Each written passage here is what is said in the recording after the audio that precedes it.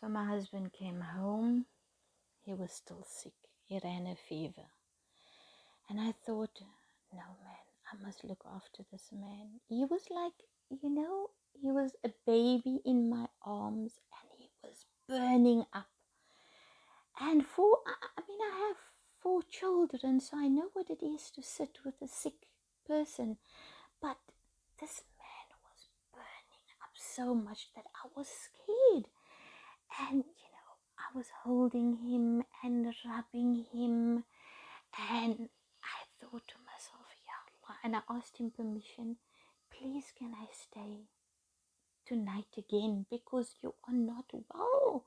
He said, yes, okay. And I imagine it's my own husband and I must ask permission to stay with him. I looked after him. I rubbed him. Now I had carpal tunnel, so I had um, operations on both my hands. But now, okay, I massaged his body. One morning after Fajr, I massaged his body for 2 hours straight. And he told me, he mentioned one of his students, 18-year-old student, and he said, you know what? I think I should marry this student because surely she would do a better job. She would massage better because everything she does is very fast. She walks fast, she memorizes fast, she speaks fast, everything. So surely she should do a better job. And I just kept quiet. And I can remember him telling me in a Ramadan that, oh, you know the girl that I want to marry. You see her every day. You like her. But I didn't really put two and two together. And then I looked after him for an entire week. He was sick. When I say sick, and he always believed he's a man of Quran. He doesn't get sick, because he recites these schools, and that is the protection for the body, and the Quran keeps the heart and the body pure. And Alhamdulillah, he was always in a very, very good health, except for this. So after that, I thought, okay, now every night I was scared that I'm overstaying my welcome. And I thought, okay, he's getting better now. So the Sunday, I said, okay, Sheikh, I'm going to go now. Yeah, he said, yeah, okay, fine. I'm going out. So I went back home. Monday, I was at home. The Tuesday, I phoned him and I said, you know what, Sheikh, I'm feeling so very, very sick. And mommy's not lekker with me. Mommy's in one of her moods. Can I please come stay by you just for a night or so? He said, yeah, okay. I'm going out with Sheikh so-and-so, my friend, but I will come and drop my room key and the home key by you. I said, okay, shukran so much. So now I'm feeling so privileged that I can now go and stay there. And I just got sicker and sicker. And by the Friday, and he was loving, he's I could sleep next to him. And then one night I asked him, just hold me. He said, no, I'm sleeping this side. I'm sleeping on my other side. I said, sure. All I want is a little bit of comfort. Don't you love me? And he just ripped himself up, took some bedding off me, and went to go sleep on the top. And then the next morning I said, I'm going to the doctor because I can't take the pain anymore. Doctor said, Aisha, your oxygen levels are fine, so it's definitely not COVID. But tell me, were you in contact with anyone that had fever and this and that and the other? And I said, yes, I was looking after my husband. But he's a man of Quran. He believes that Corona will not get him and so on. So the doctor smiled and he said, no. Now we have to test you. So that was the Friday. For the Friday after the doctor, I went home and he was still there. I know his friend had to take him to Jumu'ah, so he was running late. I said, okay, you can take my car's keys and you can go now. You must remember he's still angry with me. He slept away from me just because I wanted his arms around me. I wasn't feeling well. So then he left, and then he came home late the evening. I have gotten used to him coming home late. He was so used to sitting by his friends till early hours of the morning. You must know I can't argue. So I accept everything. I accept my husband coming home at past 2 in the morning and then still sitting up, so waking me up, because he's having a video call with his wife, so he speaks loud. So I'm awake and I can see him smiling, and that love in his face when he speaks to her is so amazing, and she deserves it because she has so much sabr. But yet he withholds all that love from me completely. So anyway, the next day was a Saturday and he wasn't at home, and I got the message from Pathcare that I tested positive for COVID, and I sent it to him and I said, please can you just bring me bananas, and because I really don't feel well. And I asked my son, can you please go and get my medication at the pharmacy? I was too scared to even ask him to do things for me. And he came home and he was so angry with me. Who gave me the right to go and test for COVID? Why did I defy him? I said, but I didn't even go and test. Because of your symptoms, the doctor insisted that I need to be tested. Because he didn't want to send me home to my mom like that. He said, I don't have COVID. Quran protects me from COVID. I said, but Sheikh, you gave me COVID. He said, how dare you come here and put my life in jeopardy? Do you not know that I have a family to see to? I said, Sheikh, you were definitely positive. You just didn't go test yourself. I got it from you. I have all your symptoms. He stormed out again and he came home past 1 and he went to go and sleep on the top bunk. That whole week, he would leave, he would feed himself.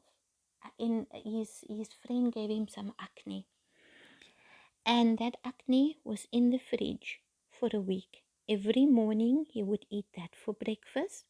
He would leave.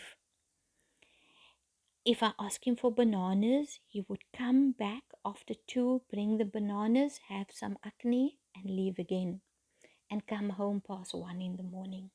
He has my car, and I must eat from the acne, right? Acne was finished. There's nothing to eat. He is at his friend's place every day. My sons would phone me, Mommy, are you okay? Do you need anything? I say, no, Sheikh is taking nice care of me. I had to reassure my mother that I'm okay and I'm in good hands, and he is hands-on with me. He's looking after me. And then I couldn't anymore. When my son asked me, Mommy, do you need food? I said, yes, please. So my son dropped some food for me. Then my titi insisted, Shnaz, I'm bringing you food. And yes, okay. But I didn't have much of an appetite. So one dish would last me about 3 days or so. And then when I did get an appetite back, that was a Friday after Jumu'ah. And I messaged him and I said, Sheikh, I'm hungry. Can you please bring me some food? And he said, you know what? It is your duty to feed me, not the other way around. I said, Sheikh, I'm sick. There's no kitchen here. It's just a room. I can't cook for you. I don't have a car. And I am embarrassed to ask the kids every time because they must think, where's your husband? I said, would Sheikh this and Sheikh that sit by you whole day and early parts of the morning while their wives have COVID? They will never do that. Please, can you buy me something and bring it? He said, I am by Sheikh. So I said, you know what? Even a dog will have more time for his puppies than what you do. Do you not love me? Where's your mercy? Where's your rahmah for me? And then he blocked me. I was forced to phone my son and say, baby, can you please bring me something to eat? He said, okay, mommy. He didn't just bring for me, he brought for my husband as well. And then after Maghrib, my husband stormed into the room. He threw my car keys. Because remember, his car was broken, so he's been using my car. He threw my car keys down. He took his laptop bag. He put his comb in there, put his lotion in there, and he said, I want you gone. I want you out of my room, and I want you to never come back. And he left. Now I know when he is angry, he will not share bed with you. If he can, he will not even share that room with you. So that's what he did. He left me. I took 2 sleeping tablets just to sleep and forget what happened. Next morning I woke up, no husband there, and I thought, okay, I need to start packing. I phoned my son. I was forced to tell him now because he is in charge of a COVID testing station. And I asked him, listen, what do I do now? I have to go home. My days of quarantine is not done yet, and I have to go to Oma now. He said, Mommy, just watch, sanitize the bathroom every time. He gave me directions on what to do, and I went home. I told my mom what happened. I came, I took my mahar, which was a small Quran that I can't even read out of because my eyesight is very bad. I took my mahar. I took a gift that he gave me, a dress, and I get and a pair of woolen boots. That was the only items that he bought me through our almost a year of marriage. I took it, I put it on his bed, and I wrote him a letter, and I said, my husband, I love you with all my heart and soul. I have sacrificed everything for you. I've sacrificed my children for you. I've sacrificed my mother for you. I've sacrificed my sisters for you because you didn't want me to go to them anymore. I've sacrificed all my friends for you. My entire life I sacrificed to make you happy. I gave up my world for you, but nothing is enough. You cannot say that you love me. You cannot show me love. You cannot hug me. You cannot hold me at night. I don't know what to do anymore. So you need to make up your mind if you want me or not. Because you take control of our marriage, but yet you allow your wife, your first wife, to dictate and make a marriage that is halal. She can make it haram. She can tell you not to be with your second wife, and you listen to her. Yet Allah has made us halal for each other. Since when does anyone tell the mighty Sheikh so-and-so what to do?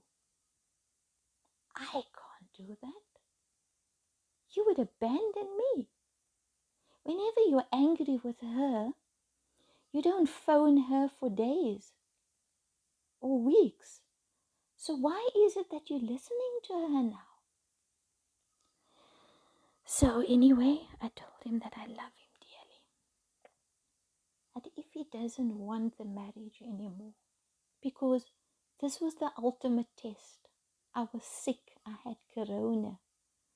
You know, corona is Allah can take your life away. And yet, that did not melt your heart. You abandoned me even through my corona. So then you don't love me. If you love me, show me that you love me. And contact me and tell me, Aisha, let's start over.